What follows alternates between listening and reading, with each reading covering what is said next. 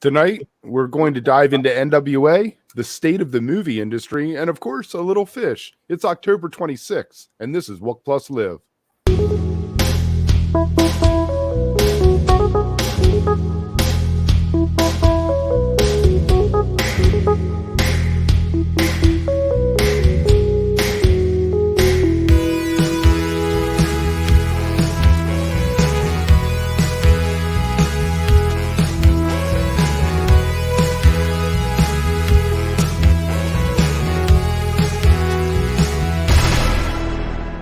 wook+live.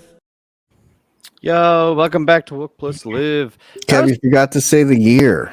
You just said October 26th. Right. Like now, who knows what year we're living in? I feel like it should have been more Walter Cronkite-y. Like, is that what it reads to you guys as? I don't know. When I heard it, that's what I was thinking. Yes, that's what and it was 4:00 this afternoon. I'm like, hey, I got a brilliant idea. And we tried it, and time will tell. Time will makes tell. the highlight reel. Time will tell. So yeah, we got a fun guest, returning guest. I love returning guests because it feels like we're just jump right back into a conversation. But writer extraordinaire, Phish fan, really cool guy, our buddy Jon Herman. All right, everybody. Jon! Yeah. Hey guys. I should have scripted a really dope intro for you. I apologize. I kind of winged it, but I thought that was okay. We had a producer tonight. We could have had a good intro. Wait, what was that? Song. I like your new intro, the graphics and stuff. Thanks. Thank you, Yeah, it's Llama. cool. Llama actually put that one together. He was like, I want to learn how to do After Effects. Can I make a new intro? And we were like, all right, see what happens. I think you misspelled went though. Oh, yeah, we never fixed it. Somebody's... I always see spelling errors though. I can't help it. Just What's funny is that after the first show we used it. What is this episode? Kev, you should know that. Episode 4? 3? Three. We're episode 3. All right, so Season after episode 1, people told me that, and I was like, okay, completely forgot it. Now here we are, third night, real professional. yeah. PRO professional. Yeah. So where do we want to start? Let's jump in with this desert days or whatever, the festival that you had mentioned you went to. I saw some of those names, Chicano Batman. Did you get to catch them? Because I'm in love with this band. I did. Yeah, they were awesome. I mean, they I hadn't seen them before, and they have a very, devoted fan base. Like people really, even just regular Caucasians all kind of knew all the Spanish lyrics and stuff. It was impressive. Yeah, they were great, and that's a great festival. I would highly. It's kind of like, it's a very small, intimate festival, and really kind of funky, and it's not cool per se. So people don't go just to be seen like Coachella. People there just tend to really, be there for the music. And you stay overnight though? Is it like a stay? Yeah, you camp out. It's like you're there for 4 days or so. Okay, so it's not that small. Like it's like a proper festival, but just smaller. Yeah, Is this the first festival you've been to since quarantine? Because Wook and I were talking about neither one of us All have our been to a last festival festivals were since. pre-COVID, so I didn't know if it had changed at all. I went to 3 festivals just this summer, or this year. It was a lot. There was one. Primavera had their first LA festival a couple months ago, and I also went to this one called Ain't No Picnic, which was like LCD Sound System headline that one, and Wow. that was over by the Rose Bowl. So yeah, there's been a lot of festivals, a lot of blisters. Is it much the same as it was, or have you noticed any differences since they kind of came back? No, I mean, I feel like they're pretty much. Well, I think Primavera was a little empty, a little undersold, just because I think it was the first time and people didn't really know about it, and they didn't really go for super big headliners that people would know. It was all pretty niche. Well, one of the conversations we've been having internally, and actually I think it leaked out into like the Twitter world, was if we're going to have another Phish festival, and people's arguments seem to keep coming. One of the more common arguments was, oh, post-COVID, the liability, the risk, it's not going to happen. But there's been so many festivals, and like, I haven't been to one since we've been back. I've been to a shit ton of like Phish shows, but not like a festival. But like, the shows, even like tour this summer, was pretty much back to normal. So I don't know if that's a good excuse or a good reason. I feel like the festival thing is also they're just probably really gun shy because a weather thing goes wrong and they could just get fucked. So and like Astro World last year, I think not Phish because no, Phish but I don't think Phish is worried about the Astro World thing. If they did it at the Indio where they did Festival 8, so you don't have to drive far. There's no weather problems. It's just perfect. So it is perfect. They will do one? Such a great area. I don't know why they haven't come back here. Yeah, I would fly out for that. I was never really a Phish festival kind of guy, honestly. The only ones I went to were Coventry and that explains it. Yeah. Festival 8 just because it was close by, but yeah, there was a lot of those festivals that were in the 90s and early 2000s. I was pretty, living out in California, I was pretty broke a lot of the time. So getting to Maine. It was far. Yeah, it was like not even on my map. It was like, I'm not going there. That's great for all the East Coasters, but you gotta rent a Winnebago. You made a wrong turn. You were in Nova Scotia. Yeah. Well, yeah, and it's not exactly like you could land. And I mean, back then, you got to get a cat, you got to get there from there. It's not like you could even just could have flown into Bangor or Portland, and then it was a 4 or 5 hour drive to the top of Maine. Finding someone going, and on a 2-lane highway, like 1 lane each way. Yeah. We should have made that back in my day music. Right. Top of Route 1, back in my day. Yeah. No cell phone. Well, I've been to Mexico a bunch of times for Phish, and it feels like a festival kind of experience. But I mean, the good, I guess not really. It's way more. We had talked about that. Is it now that everyone's more affluent, they're more secure in their lives, that the festival now is a Mexico thing? Well, I think long-time people. I don't know. Well, because the fan base is skewing a little older, so you would, it is sort of that. You assume that everyone you can get kind of addicted to that experience. I think because it's so it's probably almost too nice. Like you don't have to deal with security or paying for anything. I mean, actually, security getting in, it's pretty hardcore. But once you're in, there's no one's watching over you, and it's just a big free for all weekend, and people start to feel that way that it's. It gets into your pores. You're just like super relaxed, and it's nice to not have to deal with. Man, now I really want to do fucking Phish Mexico. Well, I'd recommend it. At least once. I always talk myself out of it because of like the price tag up front when it's all put together. But then I'll go and see a string of like 5 or 6 shows on tour and spend more money, or as much money, and it's like I would be way more relaxed and I think have more fun. I think also if you do it 4 people in a room or like a basic room, I don't even really think it's that much. Right. I will. Yeah. I was thinking with the 2, I'd have to bring my wife. I tell you what, MSG in April, I spent more driving to New York for MSG in April and staying there than I did buying a plane ticket to Denver and going to Dick's for 4 nights. Yeah. So it also, depends on what it is. I probably wouldn't go do the New York thing, but I'd go to Mexico, I guess. I'd have to get a passport, but I know people really freaked out about Phish and raising their prices for New Year's or whatever. That is ouch. It didn't seem like it was, that much. Like today, for example, I just randomly for a friend of mine, I tried to get tickets to Billie Eilish, who's playing 3 nights in LA in next month, and it was really, but by the time I got through, I actually got through kind of quickly, and every ticket available was $500, $600. Everything was platinum. They call it charity platinum now. I don't know. Right. What the fuck does that mean? So I don't know who. Those are the only tickets available. I'm like, who of her young fan base is able to afford that? $500. But you know what it is over time. Like my kid, I took her to see Alice in Chains, and when they went on sale, they were $40 for lawns, $50 for the 300 section. I ended up paying $80 for the 200 section a week before because the prices had just gone down. They were that's the good side of dynamic pricing is. Yeah, but that's not going to happen with Billie Eilish though. That's an entirely different example. I think Billie Eilish should only keep going up on fucking StubHub or whatever. But the thing is, who's going to buy them? Like John was saying, these people can't afford it. So eventually, people buy them. That's why the prices go up that high. It's what the market bears. I'm not saying it's a good thing, but somebody's fucking buying it. Yeah, I don't know. I mean, yeah, I guess I've benefited from in the past, like when Dead and Company they played at a Dodger Stadium and tickets really went down a lot, like shortly before. Right, yeah.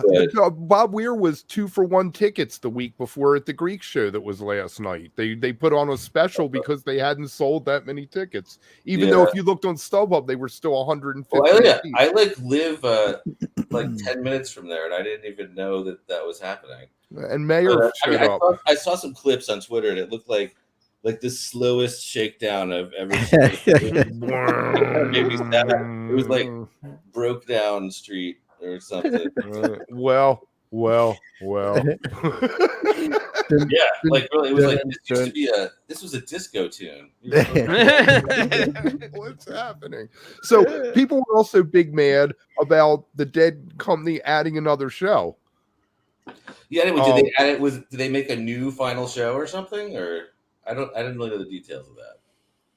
I think what did they add it on the end or before? I don't know. You're the one that asked the question.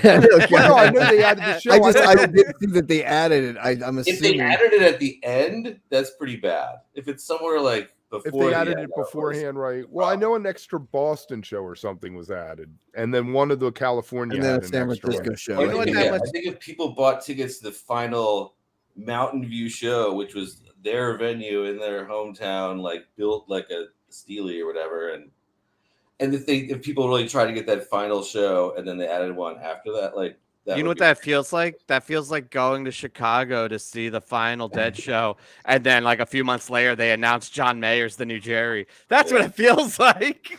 Did you go to any of those shows? Yeah, I was at all of Fairly Well. Yeah. Well, the Chicago, one, yeah. I went to one in Santa Clara, one in Chicago. I did not. That was like the high, and maybe I'm not, obviously wasn't going on tour with Jerry or anything, but that energy of that weekend around the stadium was the most energetic, positive vibes I felt anywhere at any show or festival I've ever been to. It was, I mean, not even good, like not even positive vibes, just like sparks. You know what I mean? Like it was just, you could radiate through the city like for miles, like flying in the entire flight. It was glowing. The city was glowing.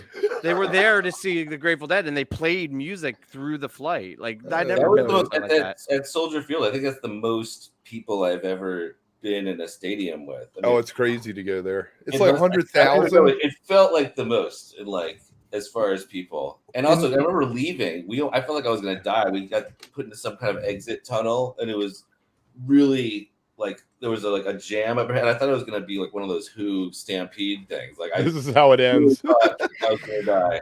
I gotta say, we got fantastic seats, and we're up on like the club level or whatever. And as we were going in, we were like with a bunch of our friends and like all the riffraff and stuff. And as we kind of kept going, like we kept separating because there was only 3 of us with those tickets, and the rest of our crew were in other places.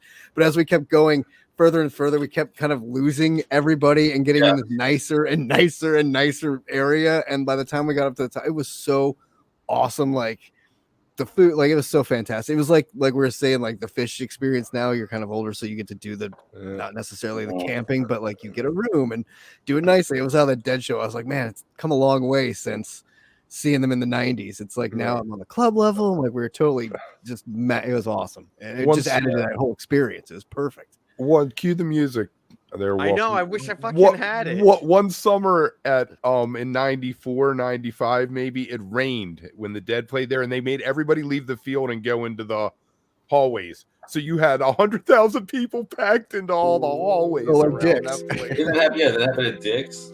And then that one guy got totally nude and like ran out. Oh yes, we laughed. I will say though, okay, looking it up, it looks like they did add, because it was the 14th and 15th, and they added the 3rd show as the last show on the 16th. So if you did get the last show the 15th, that's a dick move, kind of. That's a dick move. You added the first before on the 12th, right? Or like, yeah, exactly. Like, yeah, you gotta ask Matt, Kev. You gotta be like, "What the fuck, man?" Why do you think they ended it? I mean, like, just because Billy only played half the summer. They had Jay Lane on tour with them, and he would play one set, Billy would play the other, and I think he's done. And I think Mayer wanted wants to do other things. I think Mayer's tired of being tied down to having to do Dead and Company every summer. I feel like that's a lot of projection, though. But then he just showed up, played like the whole show last night, right? Like, Right, yeah, like enough.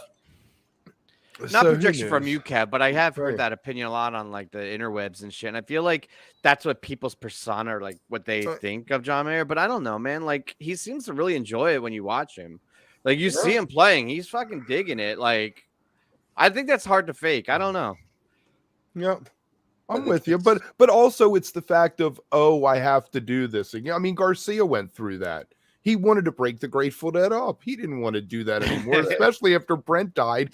But he kept on doing it because the machine just churns you up, and you know. Can I ask you a question? My other theory is that I think that he doesn't want to play in a band with Mickey Hart anymore. I think he's over that. Right. Yeah. To have his own. That could be how, a few of them. Do you think the Grateful Dead at any point was like, maybe we shouldn't get another keyboardist? Like, you know what I mean? Like, they're like, oh, this is crazy. I heard Garcia say before that what's rock and roll without a piano? So I don't think that they would have kept going, that they would have done it without a keyboardist. It's a dangerous No position, way. man. It's like America's most dangerous job. Drummer from Spinal Tap. Well, it's like Hornbeat is able to kind of survive. Oh man, Yeah, he's awesome. Spinal Tap. Now there's a great rockumentary.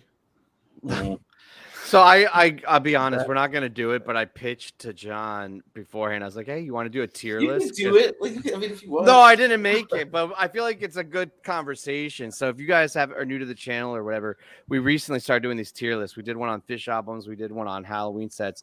But T and Kev and I were talking in the chat, and we were like, we should do rock docs. Get the take on that. So I talked to John, and I ended up not making it. But I feel like we should talk about how we would seed from the abyss, like a top tier list of rock docs.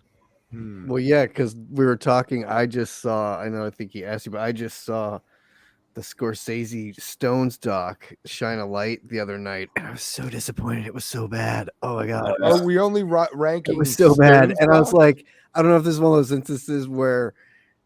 I don't know. I don't know what it all was, but it was rough, and I was like, man, this is not good. And so it got me thinking of. Do you like usually, Scorsese in general, though? Like, are you one of those people that are like anti-Scorsese, or like? How can you? No, he I did Scorsese. He did Long Yeah, I Strange know, right? Trip, right? What? Didn't he do a Long Strange Trip? No. That was someone else. But didn't he do like the Last Waltz? Maybe? Yeah, he did the last Yeah, wall. he did the do last that. waltz. Which Yeah, I mean, he's done other music things which are fine, but this one was just. I mean, I don't know. It just isn't he also directing the Grateful Dead movie or show, whatever, with Jonah Hill? Yeah. Yeah, man, what a So there you choice go. that That's is. what I was thinking of. Yeah, because I saw his name tied to something. Where are you on Jonah Hill playing Garcia, John? I mean, I think he's a phenomenal actor. I can't really. I think if anyone could do it, probably he could. You know, I wish Jack Black did it. I think Jack Black looks more like Garcia. Also, there's this actor named Christopher Abbott who actually looks a lot like young Jerry, before he went gray. I mean, he's like, I think probably a lot handsomer, but he sort of looks. Dude, Garcia's a lot handsomer. Have you seen the David Bowie documentary that was out? I've heard of this. I've heard Moon Age Daydream. I want to. That's out right now, isn't it? Yeah, I mean, I don't know if it's still. I mean, I saw it pretty recently, maybe a week or two ago, and I don't know where it's playing, nationwide, but I'm sure it'll be streaming or something. But it was really intense. I mean, not really even a documentary. It's just more of a pastiche, kind of like a Fantasia. Like, there's no talking heads. All you hear is just Bowie talking, and there's a lot of weird imagery and graphics and it's right up my alley. Vibes. Sounds pretty dope. Did you ever see it? It's kind of like that Velvet Underground documentary Todd Haynes did. Also, right. Yeah. But yeah, I feel like I learned a lot about Bowie that I didn't know. And I was like a pretty huge fan of Bowie, and it really kind of. I think that's the mark of a good rock doc, though, is like the imagery and the artistic nature of it, but like getting the tidbits and the facts and like a picture, like a snapshot of what is going on with the band, or that if it's past tense or current, I think like that those tidbits are really important. That's key. Do we have to have the actual band in it? Because I'd throw out CBGB with Alan Rickman is a fantastic documentary about CBGB, but I mean, it's all actors playing. Obviously, half the people were dead who played there at that point. But I think that was Is the new Scorsese, like the Dead film, is that going to be a drama? Like, is that a Yeah, I mean, like that's not like a doc, right? Like it's actually like based on a it's true story, like acted live out. action. The guys who wrote it, they're actually both pretty legendary screenwriters. Alexander and I can't really pronounce it, but they did like The People versus Larry Flint, and they did that. Oh, that was great. Dolomite movie. They probably like won Oscars and shit. They're really good at fact based. They probably wrote Man on the Moon. But yeah, they're great writers. So I feel like in their hands and with Scorsese, like I think it could be quality. Is there a release date of when it's expected, or is it still an early pre-production? I don't think it even films. Yeah, I don't even know if it's filming yet, but probably pretty soon, I would assume. Yeah, the whole calendar, like post-COVID, when they shifted everything around, I feel like Marvel, and I don't know if you're a fan or not, like of MCU and like Disney, but I feel like they took so much stake of the calendar, like they claimed so much territory in the calendar. Yeah. It's hard, I feel like, or maybe it's just my perception of like other movies to find their slice. Like, oh, we're gonna go in on this weekend because it's right in between whatever fucking blockbuster and whatever fucking blockbuster. There's less and less of those slots, and people are really afraid of stuff bombing. So there's certain kind of movies that they don't even release in theaters anymore. It seems like they go to streamers. At least this year we had like Maverick, which I mean, I guess was a sequel, but still kind of like not a big franchise. They sort of outside the big continuity. And it's 30 years later for a sequel too. It's it's not exactly. That was the biggest movie, so I think a lot of people were really stoked about that. Like, can you get away with making a movie like, say, a Good Will Hunting or Dead Poet Society now? Would that succeed in the movie theater, or are all those things doomed to be streamed? No, yeah. I think the only things that really play in theaters now are like sort of inexpensive horror movies and, action movies and Marvel and DC movies. And the occasional other, franchise. I think certain things break through from time to time. It would be great if they did more. Like I see a lot of great independent films. We have, theaters like that for here in LA, like a bunch. So I don't think that would be a bad thing if it kind of got decentralized, because that's kind of what happened to music.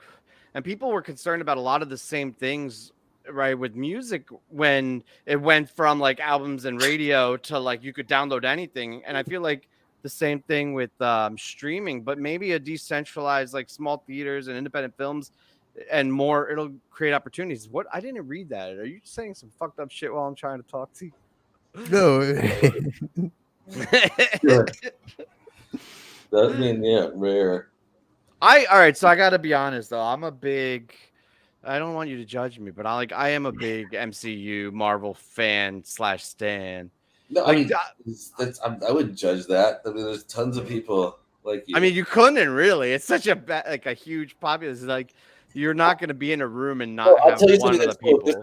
This thing cool was just announced like today is that they're handing the reins of DC over to this guy James Gunn, who's fucking love James Gunn, and that's the first time I've ever heard of like an actual creative genius type, basically running a studio. It's never like that, and so I feel like his sensibility, like they might suddenly start making the coolest movies. They clearly, obviously, weren't. For a while, making the coolest. Are they stuck now with Black Adam, since Black Adam just came out and they're saying this is the cornerstone of? They would have been without the James Gunn info. I'm not going to talk about that movie, but like, I think it gives me a lot of hope. Like that was like there was a lot of bad blood about Warner Brothers going around and DC because people weren't agreeing with this guy's new direction, and I feel like suddenly Laszlo or whatever. Yeah, Zaslav. Yeah, Zaslow, yeah. But now, no, he actually gave creative control of DC verse to this guy who's really talented and makes great shows. Like I love, And they partnered him up with somebody to do the business side of it, so they're not even exactly. So holding him down with that side of it. He could truly be creative with the direction of it. So I feel like that's good news. One of the first pieces of good news I've seen in the business in a while. Yeah, it'll be interesting to see what comes of that. I've heard a lot of rumors that WB is looking to offload it to like Universal, NBC Universal, or whatever, Comcast Universal, and that acquisition might happen in the next couple of years. And it'll be interesting to see if this plays into it. We just turned into a Hollywood like tabloid show from Phish to Hollywood. Yeah.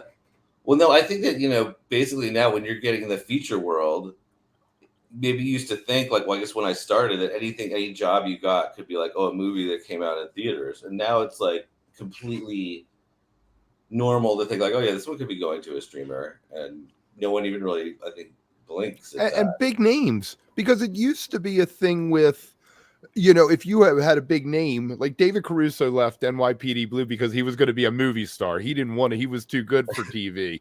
But now it's, all these things, streaming is basically TV, it's not, you aren't going to the big screen anymore, and it's become okay. It's more, it's normal. They've also put the money behind it too, though. Like, you guys see Ring of Powers or fucking Andor, or like some of these streaming, they put a shit ton of money behind it. I think what happened also was we had 2 years basically of like COVID paranoia and lockdown, where the only things that mattered was what you could stream, and like that shit, that was all you had to do. So the big streaming thing came out. People got used to that being a big deal because no one went to a movie theater. I mean, I didn't. They weren't even open, and so now, people are going back to the movies. Yeah, but a ton of people, it's already built in. Now there's already people who feel like, no, the real drama is on TV. I could just keep up with the latest TV shows and I'll be just as cool. Or any movie I see it. Actually, half the movies that come out, you could just stream them. You could just stream. And if not right away, within a couple weeks. Or right away. Like what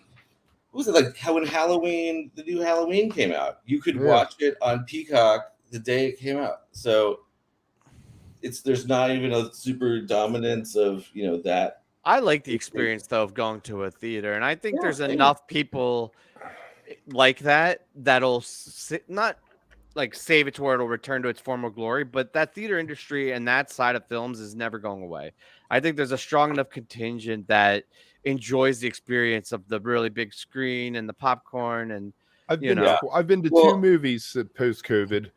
With you, Tim, we went and saw the 10 Rings, and I took my kid to see Batman when it came out. So, and it's only because I'm like, I got to see this in the movie theater to experience the whole thing. Hype. Well, also, I mean, look, you have kids. So, I mean, I've been hearing lately that even TV, we can't take for granted that TV as a medium is going to last forever because, young kids, a lot of them don't even really watch shows. They're not watching like Ozark. They're watching TikTok and shorter like stuff, and maybe don't even really give a shit about TV shows. I mean, you would know better than me. Right. Well, my youngest, we're watching Peaky Blinders. We're on season 3 of that now, and we've been doing House of the Dragon. For context. 16, yeah.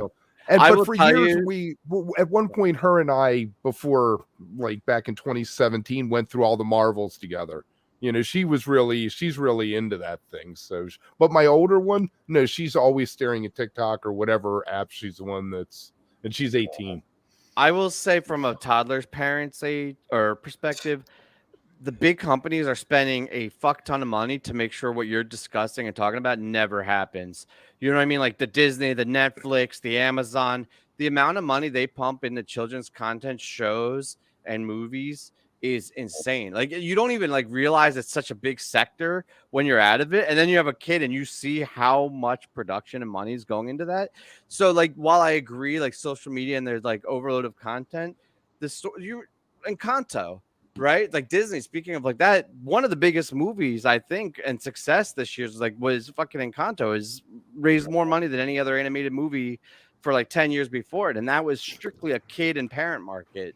So I think there will always be a part, just like us, that stays with it. But you're right. It's not like us in the 80s and 90s just watching fucking TV from your lips to God's ears, I really, I hope so. I mean, a lot of people's livelihood depends on it, if they'll, keep Well, there'll always be Hallmark doing Christmas movies. So You hear that? I read an article or somebody tweeted or something that they're like planning like 60 new movies this year or 30 new it's movies. a year-round thing. They're making those movies year-round. Right. It's like Marvel like releases their calendars like 5 movies, and then like DC's like, oh, we got 3 movies, and Hallmark's like, hold my beer. We Right. got 60 fucking rom-coms. They're all the same. Yes. Same plot.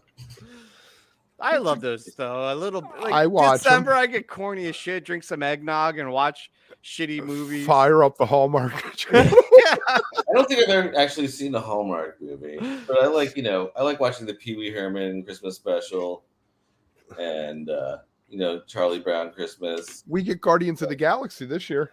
And that's gonna be cool. Yeah. Yeah.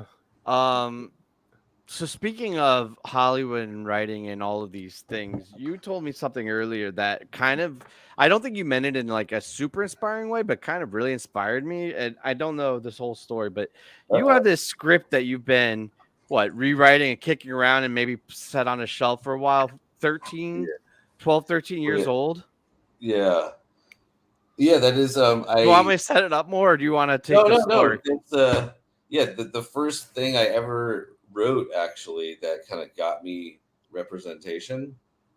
But yeah, I think it was like 2008 that I wrote it, and it got me like an agent, and then it sort of eventually, I think Universal bought it and like as a spec, but then nothing ever happened with it. I didn't get commissioned to write any steps on it. They just bought it because I think it was sort of a revenge kind of action movie, and it was right when the first Taken came out and was a big hit. So they're I guess buying stuff like that, and it just sort of I started doing other stuff basically because it just sat there, and then eventually Universal gave it the rights to this producer that they had a relationship with, and this was maybe early 2010s, and he tried attaching it to various people and directors, and I rewrote it like a few times. I think 3 different directors have been attached to it, and then it went on for too long, and as it happens, I guess, in the indie film world, and it just took years and years, and people kept coming and going. But they just recently attached this director who's a Korean director who's actually really cool and has a couple movies and that got people's attention. And he moved to America and can speak English pretty well right now. Really smart guy. And we met with a whole bunch of young directors, and he had sort of the coolest vision for the movie, but he had a bunch of notes. So I rewrote it, and he was actually, like I said, it was a tough process. Like, he was kind of a tough cookie with his notes and really wanted certain things. And when was this? When they assigned him? That's recently? Oh, this is in the last couple of years. And this year I've been, working with him on it, and finally got it to a point where I think, and it's actually and it's a very different script than 2000. What you started with, right? It's completely. I think the heart of it's basically the same, but it really went through stuff. So now that they're out, looking at, they're teaming up with international financiers, and so how close is it then to the next step? Like, what is how the real is it? Yeah, what's the step right now? Is they're trying to find a lead actor.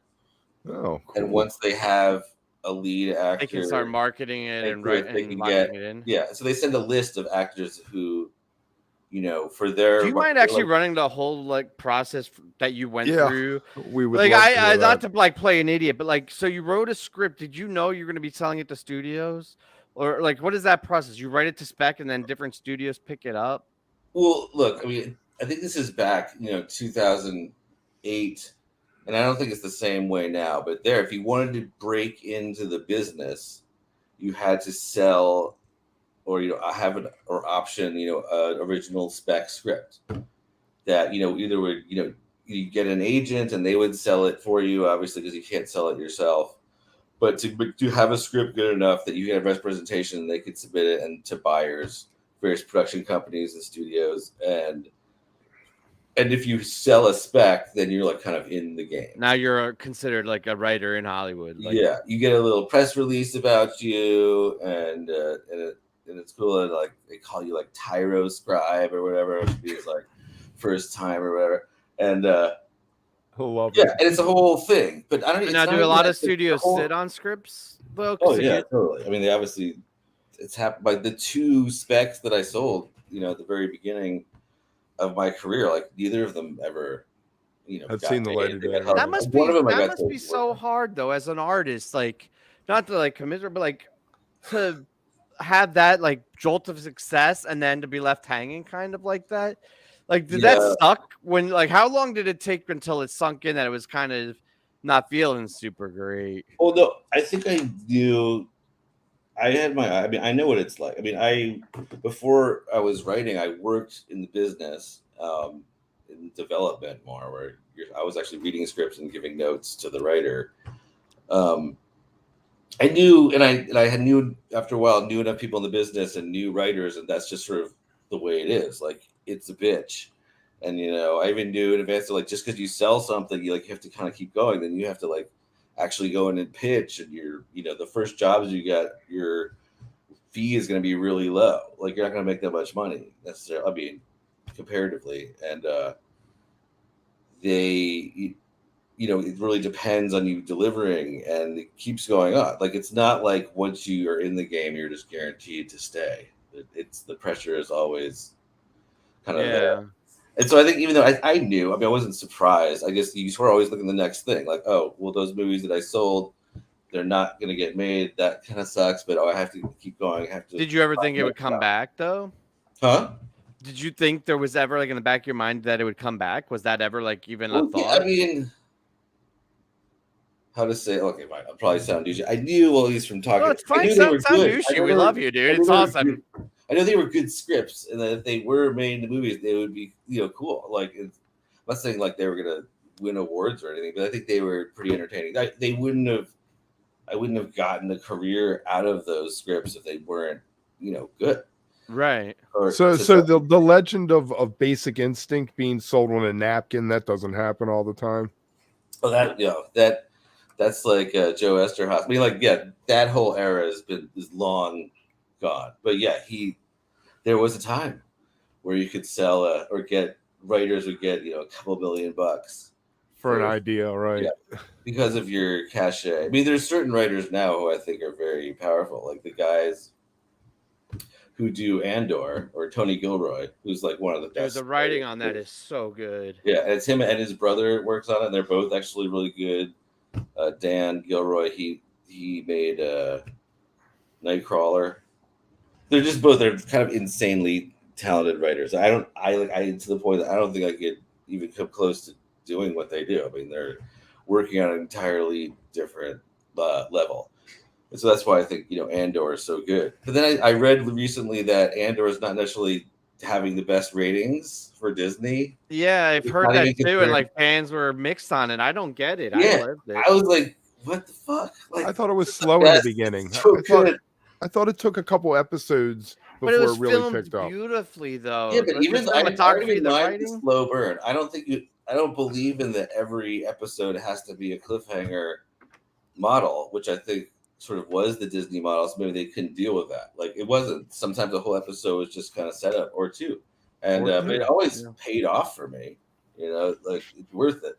But I think also, I mean, there's a little bit of fatigue in there, and it's also, I mean, it's one of those. Is it a story that I'm not saying one way or the other, but is it a story that needs to be told necessarily? Like, it's a guy from a prequel to the prequel movie, like to the first set of movies that, like, so you're kind of like forcing this thing in there, and it doesn't have anything to do with anything going forward. It's just kind of a one-off, which is cool in its own right. But I'm just saying it from that point of view that it's kind of, I can see why some people are like, meh.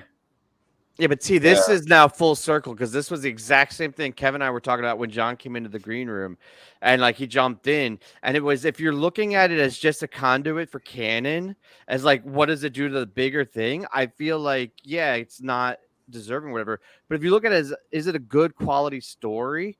And that's your first like filter. And then once, is it a good, enjoyable story? Then is it a good conduit and lock in? I think it elevates it.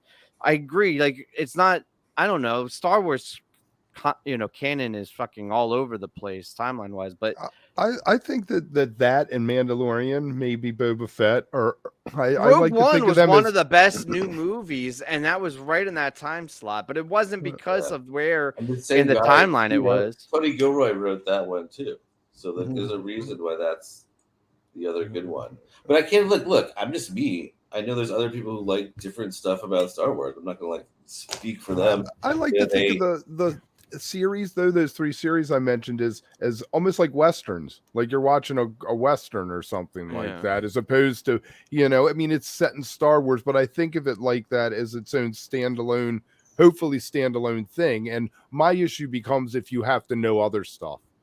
I started watching House of the Dragon. I've never seen Game of Thrones, so I walked into that not knowing anything about Starks. You never watched Game of Thrones? No, I never watched it. Why did you want to watch Dragons then? My kid said, "Hey, let's watch this together," and I really like it. So there I am. Man, Game of Thrones. Spoiler alert. That's a tragic fucking story. Not like the actual what R.R. Martin wrote, but the fact that those guys, what was it, Weiss and whatever, ran a show through whatever 7.5 or 7 like really good seasons, and then shit the bed more than any writing pair in the history of cinema has ever done. Right at the very end. Yeah. I don't know. To me, it was the show got better and better and better and better, and then just fucking whoop. I will say this though, it's like you don't know the kind of pressure like they might have just put up against the wall. I'm not gonna make a comment because I don't like to sort of trash the work of other creative people, but I think you're really under the gun. They knew they had to do it on their own, and they knew they were gonna be up against the fan base, and like there's probably really no pleasing everybody. And that couldn't have been easy. You kind of have to believe in what you're doing and knowing you're up against this huge internet pushback. And that didn't even used to be a thing. You used to be able to just make TV and movies, and you weren't going to hear about what people thought of it. Were they writing or running the show or producing? What was their ultimate role? Were they just writing it? Or were they showrunners? No, there was like they wrote a lot of it. They ran the writer's room. They ran they're the top guys. It was their vision. They were in control of everything. That's what a showrunner is. So, like, yeah, it was utterly their show, and they knew your responsibility is all on them. That people don't like it. I don't blame them. I get that pressure. It's just such a shame from a story standpoint. Like, not even like blaming them or placing blame, but as a fan of like where it ended up versus where. Another thing, they might have like if they had been given maybe more time, the suits kind of fucked it up. Maybe let's say HBO was like. Taking like a whole year to fucking do that final season and just make sure it's really good, but they were like, no, we don't want to wait that long because that's everyone's favorite show. We got 6 months. Pump that shit out. You gotta so I'm sure it was rushed, and I'm sure that they were like really compelled by the studio, but like we have to fucking finish this. How faithful was it to the book? There was no book at the end. That's the problem. Yeah, they ran faster than R.R. Martin's novels, and when they were in the novel timeline. It was fucking really good, or at least new. So did he have to write his book to what the TV show was? He hasn't finished it yet. No. Yeah, he won't finish it to the. He's not gonna. No, he almost certainly is gonna go in a different direction. Yeah, if he ever even finishes it. That's what I'm saying. It's tough, I think, to make any show, especially one that's high profile. In this climate today. I would be scared to do it too. I mean, I was like at one point working on a Grateful Dead project, and I just knew that no matter what we did, you were fucked. People were ready to pounce, And I think that's the same with anything when there's a hardcore fan base. Just look at the way the Phish fan base is. People are. Well, to your point, now it's even worse because of social media and the instant everything, and there's no waiting, and it's such a fast churn cycle. So. I'm like terrified of the Phish fan base online. That's intense, man. In general, they're like that's when if you're in real life, you wouldn't even know it. It feels like you go to a Phish show, people are. I hear, I guess, horror stories on social media all the time, but I didn't really have those kind of experiences. It seems like pretty chill. No, I mean I don't know about you guys, but like I feel like. in the lawn, away from like that drama a lot of time. You know what I mean? Like I feel like there's certain areas that experience not it a more than yeah. others. I'm not. I hear a lot of stuff happens in the pit, but I don't. The go pit, all I right, don't yeah, go- exactly. Just stay out of the pit is the whole. Stay out of the pit. You don't Yeah. get to see drama at a Phish show. Yeah. Some people like drama, though. I think some people I was gonna feed say off it. of it. Sometimes it just finds you. It doesn't matter where you are. Yeah.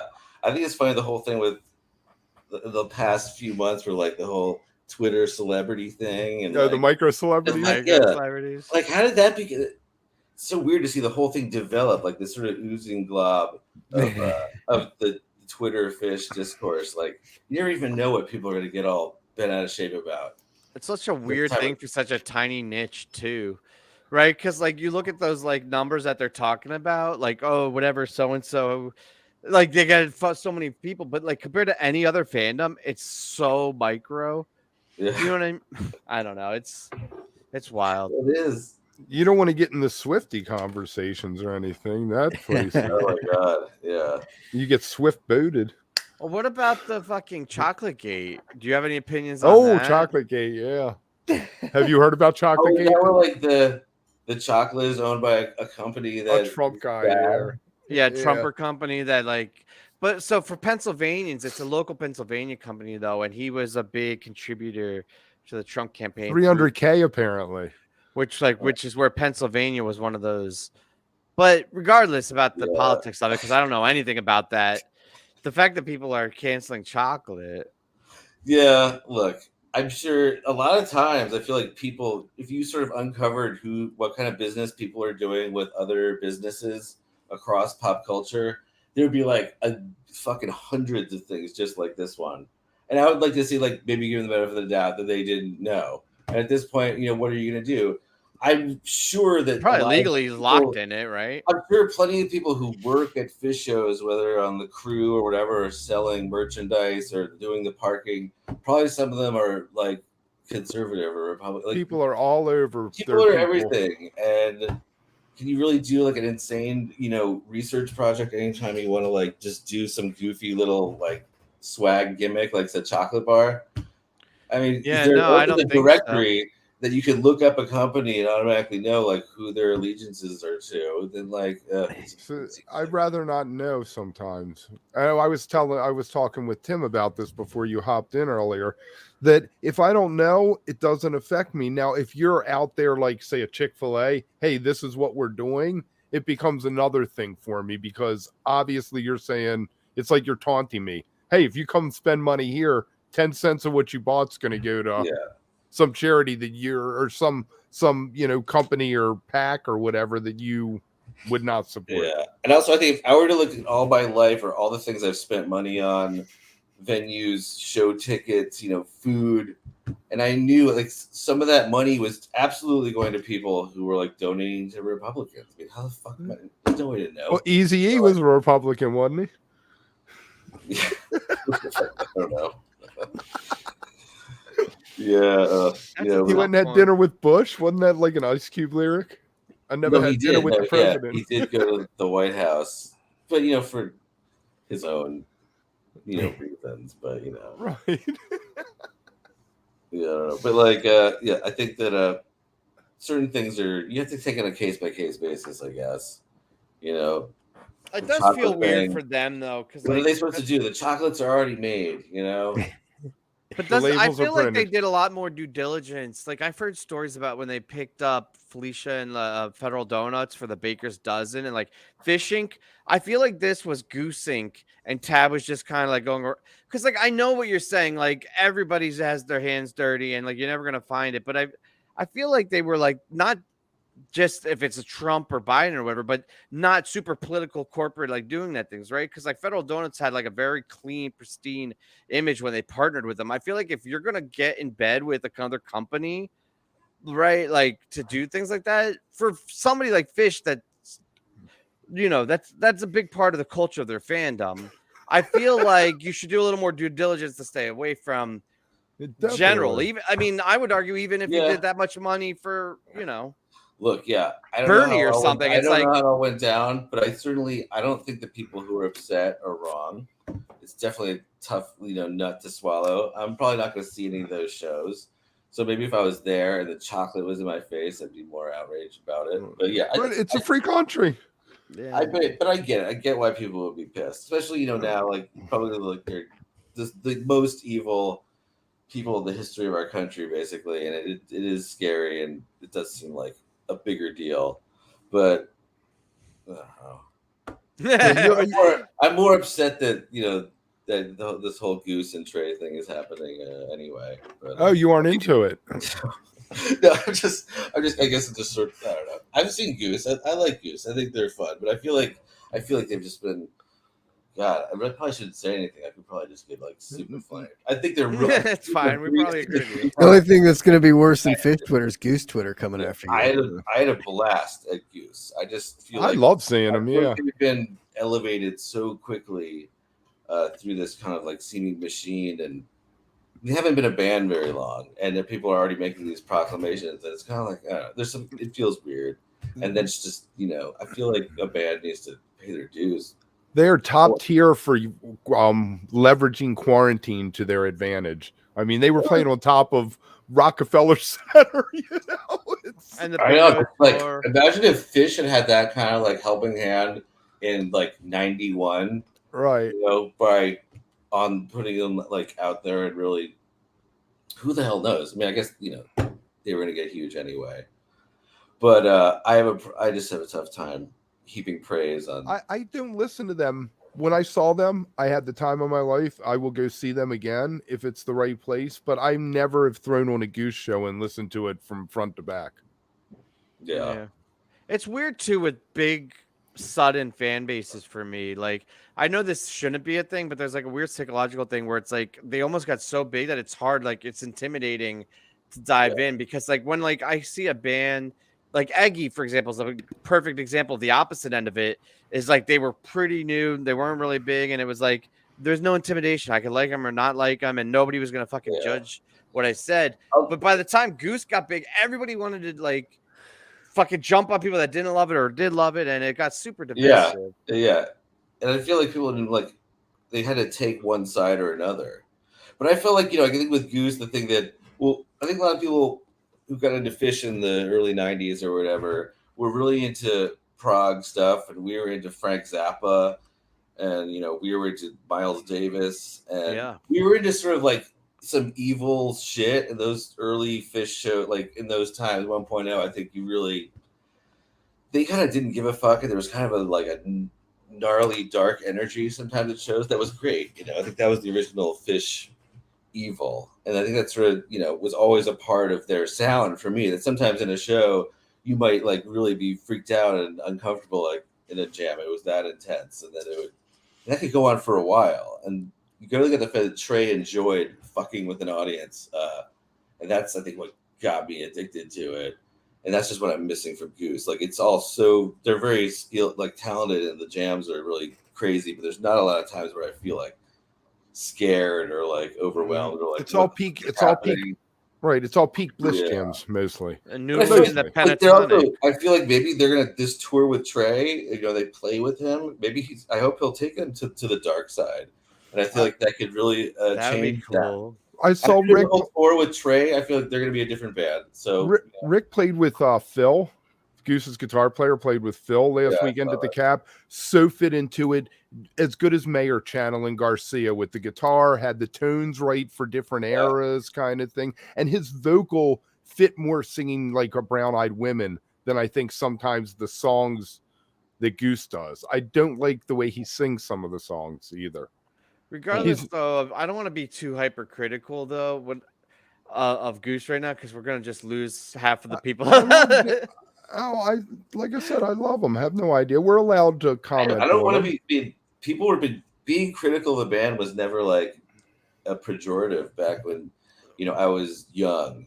Even when I was seeing Phish in the '90s, we would totally like rip them to shreds if it wasn't but just with each other. Yeah, but I also remember the old deadheads that would give me shit because I didn't see Jerry, right? So I was started in the Phish world. And there was the like old man deadhead that like gave you shit and didn't get Phish. And I just can't help but feel like that now with the younger Goose fans. So it's kind of like I can be critical of it. We could discuss it, but I also can acknowledge that for some other kid, like this is their Phish, or for me was my dead.